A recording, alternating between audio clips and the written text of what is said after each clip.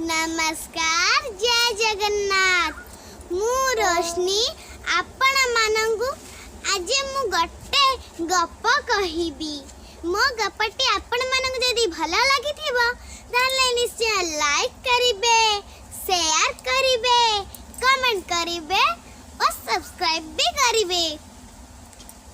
चलंतु एबे गपटी आरंभ करिबा। गपटी हेउछि भीम और मंडाखिया असुर। गोटे गाँ पाखे जंगलटीए जंगल रे असुरटीए रहुथिला। से असुर राति हेले से गाँ भीतर को पसी लोक माननकु मारी खाई जाउथिला। असुर भୟରେ लोक माने घर कबाड़ बंद करी रुहंती। राति रे जम्मारू बाहर को बाहरंती नहीं। दिने गाँर लोक माने गाँ सभा कले।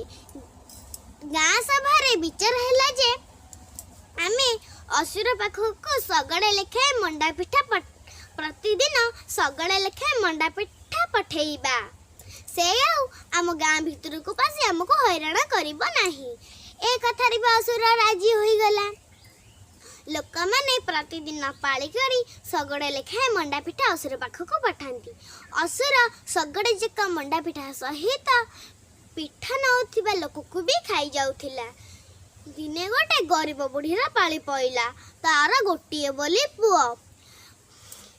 राति पाहिले से असुर पाखको पिठा ने जीव। असुर ता पुओ को मारी खाई जीव भाभी से मन दुख करी कांदिबा को लागिला। सेही समय रे सेही गाँ रे पांडव 5 भाई रहुतिले। भीम बुढ़ी माउसी को कांद सुनी माउसी को कहले, माउसी तमे कांद नहीं, काली मु तम पुओ बदल रे मु असुर पाखको पिठा नहीं जीबी। राति भाई सकाळ हैला। भीम पिठा नहीं असुर पाखको गले। बाट सारा गोटे गोटे करी पिठा खाई खाई गले। आउ असुर पाखरे पहुंचला बेलको सगड़े रे तो पिठा नहीं।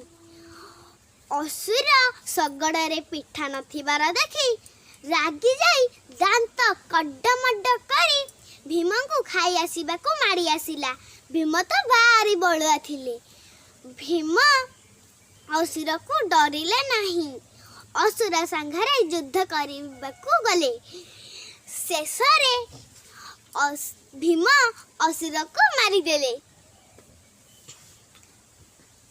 भीम को गाँर लोक माने ना भीम असुर को मारी देइथिबारु गाँर लोक माने भीम को बहुत आदर कले।